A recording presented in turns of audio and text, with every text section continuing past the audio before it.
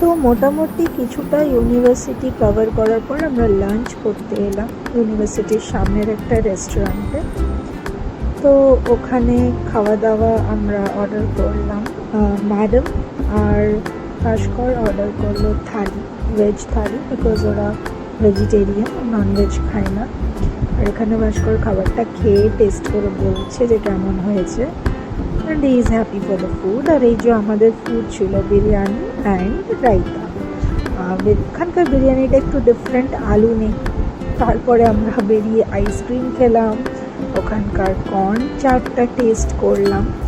And হ্যাঁ, যেটা বলছিলাম, ওখানে বিরিয়ানিতে কিন্তু আলু দেয় না, ডিমও দেয় না। চিকেন বিরিয়ানিতে অনলি চিকেন ছিল।